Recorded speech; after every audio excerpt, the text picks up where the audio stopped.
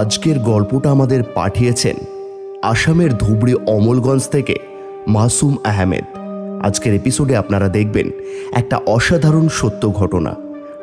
আপনি এই ঘটনাটা সম্পূর্ণ দেখুন, তাহলে বুঝতে পারবেন সেদিন কি ঘটেছিল। একটা অন্যরকম ভৌতিক জগতে আপনি প্রবেশ করবেন।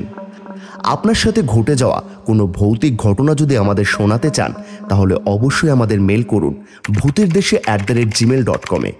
আপনাদের আরও একটা কথা জানিয়ে রাখি, আমাদের এই ভূতের দেশে চ্যানেল কোনো রকম অন্ধবিশ্বাস বা কুসংস্কারকে প্রমোট করে না বা ছড়ায় না। আমাদের কাজ মানুষকে এন্টারটেনমেন্ট করা আর সুন্দর সুন্দর গল্প আপনাদের সামনে তুলে ধরা। তো আজকের গল্পটা দেখুন আর অবশ্যই কমেন্ট করে জানান আপনাদের কেমন লাগলো। সাবস্ক্রাইব করতে ভুলবেন না। আমরা আপনাদের সামনে নিত্য নতুন ভূতের গল্প কার্টুনের মাধ্যমে তুলে ধরব।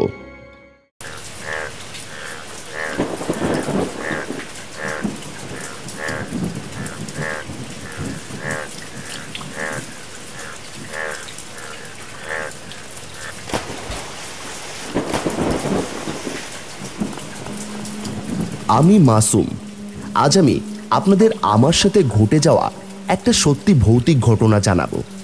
হয়তো অনেকে বিশ্বাস করবেন না, আবার অনেকে করবেন, কিন্তু যেটা ঘটেছিল সেটা খুবই ভয়ঙ্কর। সেই রাতের ঘটনা আমি কখনোই ভুলতে পারবো না। সেই রাতে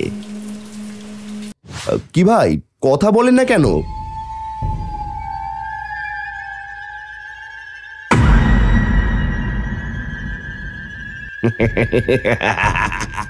প্রতি বছরের মতো এই বছরও বছরের শুরুতে পাহাড়তলি গ্রামে 28শে চৈত্র একটা বিরাট বড় সভা হবে, যাত্রা সভা। গত 2 বছর উচ্চ মাধ্যমিক পরীক্ষার চাপের জন্য সেই সভায় যেতে পারিনি। কয়েকদিন আগেই আমার পরীক্ষা শেষ হয়েছে, তাই আমি ঠিক করেছি এবার গ্রামের বাড়িতে নানির কাছে যাব।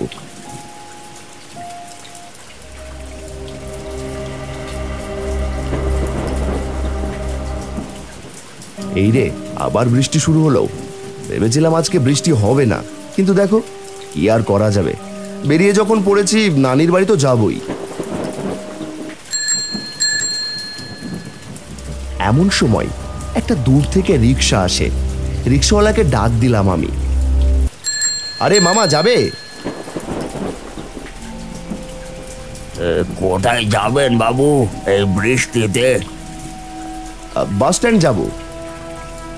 হ্যাঁ ঠিক আছে ভাই, উঠে পড়ুন, ভাড়া একটু বেশি নেব কিন্তু। রিক্সার উপর উঠে বসলাম।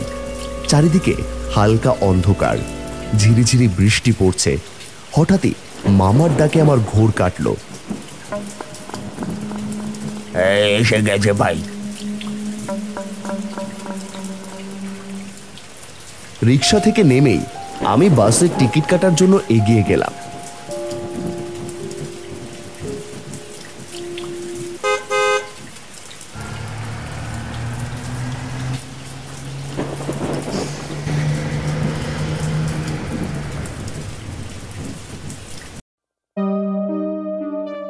পাহাড়তলি গ্রামের একটা টিকিট কেটে বসলাম। বাসে উঠে জানালার ধারে একটা সিটে বসলাম। বসে ভাবছিলাম আমার গ্রামের বাড়ির কথা। হঠাৎ আমার ভাবনায় ছন্দপতন ঘটে ফোন বেজে উঠল।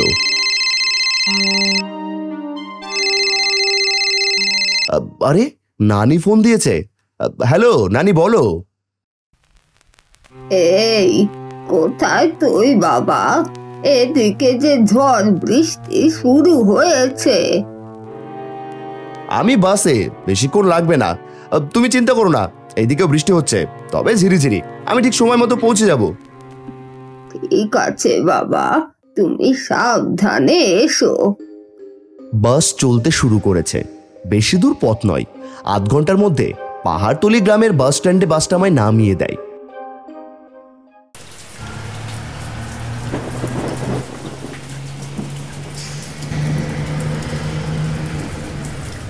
তারপরেই বাসটা এগিয়ে যায় অন্ধকার রাস্তার মধ্যে। আমি অন্ধকারে দাঁড়িয়ে আছি, চারদিক নিঝুম কালো অন্ধকারে ঘিরে রেখেছে।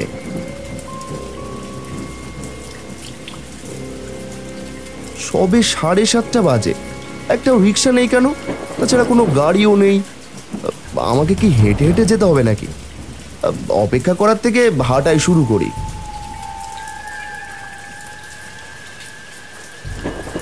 আমি সবে হাঁটা শুরু করেছি এমন সময় পেছন থেকে একটা হর্ন শোনা গেল। এই তো একটা গাড়ি এসেছে মনে হয়। অটো এগিয়ে আসতেই আমি অটোওয়ালাকে চিনতে পারি। আমার মুখে হাসি ফুটে ওঠে। আরে মণি ভাই যে, হ্যাঁ আমাকে নিয়ে চলুন ভাই।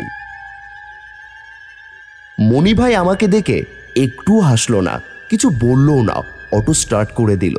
আমি একাই কিছুক্ষণ বক বক করলাম, কিন্তু এ কি, মণি ভাই কিছুই বলছে না। মণি ভাই আমার খালাতো ভাই। মণি ভাই তুমি কেমন আছো? মণি ভাই কিছুই উত্তর দিলেন না। খালারা সব ভালো আছে ভাই? তোমার কাজ কেমন চলছে? কোনো উত্তর পেলাম না আমি। কিছুক্ষণ পর আমিও চুপ করে গেলাম। নানির বাড়ি যাওয়ার আগে রাস্তার মোড় ঘুরে একটা রেল লাইন পড়ে। সেই রেল লাইন পার হয়ে কিছুটা গেলেই নানির বাড়ি। রাস্তার মোড় ঘুরতে মণি ভাই বলল, তুমি এখানে নেমে যাও মাসুম, আমার একটা বড় কাজ মনে পড়ে গেছে। কি কাজ ভাই? তোমাকে অত কথা বলতে কে বলেছে? আমি তো বলছি আমার একটা কাজ আছে, নামো। ভাড়া আছে, আমাকে সময় মতো যেতে হবে। নামো এখানে, হেঁটে চলে যাও। মণি ভাইয়ের এইরকম ব্যবহারে আমি অনেকটাই অবাক হই, কিন্তু কিছু না বলেই নেমে গেলাম। আর ভাবলাম, এখানে নেমে গেলে ক্ষতি কি, একটুখানি পথ হেঁটে চলে যাব। গাড়ি থেকে নেমেই আমি টাকার ব্যাগ থেকে টাকা বের করে মণি ভাইকে যখন টাকা দিতে যাব, দেখি ওখানে গাড়িটা আর নেই। এ বাবা, কোথায় গেল? এক্ষুনি তো ছিল, এর মধ্যে আবার কোথায় চলে গেল? আচ্ছা, পরে না হয় টাকাটা দিয়ে দেব, আগে নানির বাড়িতে যাই। নানির বাড়ির কাছে গিয়ে নানিকে ডাকাডাকি করতে সকলেই বেরিয়ে আসে। সকলেই আমাকে দেখে খুব আনন্দিত হয়। তারপর খাওয়া দাওয়া করে আবারও বেরিয়ে পড়ে যাত্রা দেখার উদ্দেশ্যে। ফিরতে ফিরতে অনেকটাই রাত হয়ে যায়। তখন প্রায় রাত 1টা বাজে। দেখি রাস্তার মাঝখানে একটা গাড়ি দাঁড়িয়ে। কাছে এগিয়ে যেতেই দেখি অটো গাড়ি। আরে এটা তো মণি ভাই। আরে ভাই চলেন চলেন, বাড়ি চলেন, ভালোই হলো দেখা হয়ে গেল, আপনাকে টাকাটা দিয়ে দেবো। তখন যে আপনি হঠাৎ করে কোথায় চলে গেলেন? অটো যেন আমার জন্যই দাঁড়িয়েছিল। আমি গাড়িতে উঠতেই অটোটা স্টার্ট নিল, এগিয়ে চলল পথ ধরে। কিন্তু এটা কি? এটা তো একটা নির্জন পথ। আরে ভাই, আপনি আমাকে কোথায় নিয়ে যাচ্ছেন? এই পথ তো চেনা নয়। কিছুক্ষণ পরেই পাড়া শুরু হবে, জনবসতি রাস্তার দুধারে হওয়ার কথা, কিন্তু এ তো একদম নির্জন জায়গা। মণি ভাই কিছু বললেন না। এটাই ছিল আমার সব থেকে বড় ভুল। আমি ভেবেছিলাম মণি ভাই আমার চেনা জানা, আমার আত্মীয়, তাই আর আমি কোনো প্রশ্ন করলাম না।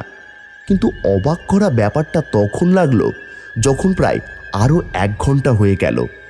হঠাৎ ঘড়ির দিকে তাকিয়ে দেখি ঘড়িতে বাজে 2টো, মানে 1 ঘন্টা আমি অটোতে বসে আছি। এবার আমি একটু বিচলিত হলাম। আরে ভাই, আপনি কোথায় নিয়ে যাচ্ছেন? 1 ঘন্টা হয়ে গেল। আমি আশপাশটা ভালো করে দেখলাম। কেন জানি না আমার মনে হতে থাকলো আমি একটা জায়গাতেই ঘুরপাক খাচ্ছি। একটু আগেই যেন এইখান দিয়ে আমি গেছি। এবার একটু ভয় পেলাম। ভাই, মণি ভাই। এবার আমার চোখের সামনে যেটা ঘটলো সেটা একদম অবিস্মরণীয়। মণি ভাইয়ের মুখটা হঠাৎ করে উল্টো দিকে, মানে আমার দিকে ঘুরে গেল প্রায় 90 ডিগ্রি। একটা সাধারণ মানুষ এইভাবে মুখ ঘোরাতে পারে না। কে মণি ভাই? আমি মণি ভাই নই। কে কে কে আপনি? চোখের সামনে দেখলাম মণি ভাইয়ের কাটা মাথা হাওয়ায় ভাসছে। আস্তে আস্তে শরীর থেকে হাত পাগুলো আলাদা হয়ে ওই অটোর মধ্যেই হাওয়ায় ভাসছে। আমি বুঝতে পারলাম না আমি কোন প্রেতের পাল্লায় পড়েছি। না না, এ হতে পারে না, এ হতে পারে না।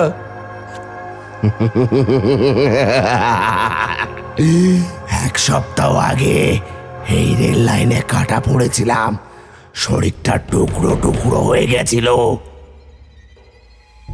আমাকে ছেড়ে দিন, আমাকে ছেড়ে দিন, আমি তো কিছু করিনি ভাই, আমাকে ছেড়ে দিন। না, তোকে ছাড়া যাবে না। আমি তোকে আমার সাথে নিয়ে যাব। আমি দেখলাম সেই রেল লাইনে দাঁড়িয়ে আছে অটোটা।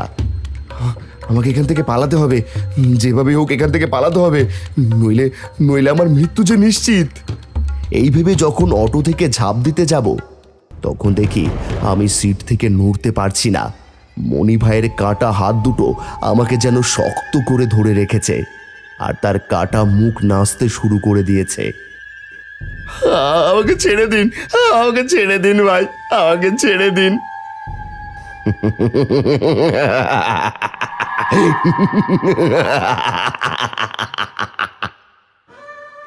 একটা উজ্জ্বল আলো অটোর উপর এসে পড়েছে, তার মানে ট্রেনটা চলে এসেছে কাছে। এই সময় কি মনে হলেও আমি আল্লাহর নাম নিলাম। সঙ্গে সঙ্গে আমি বুঝতে পারলাম আমার হাতের উপর থাকা হাতের বন্ধন আলগা হয়ে গেল, আর সঙ্গে সঙ্গে আমি অটো থেকে ঝাঁপ দিয়ে দৌড়তে শুরু করলাম। আমি একেবারে নানির বাড়ির সামনে গিয়ে থামলাম।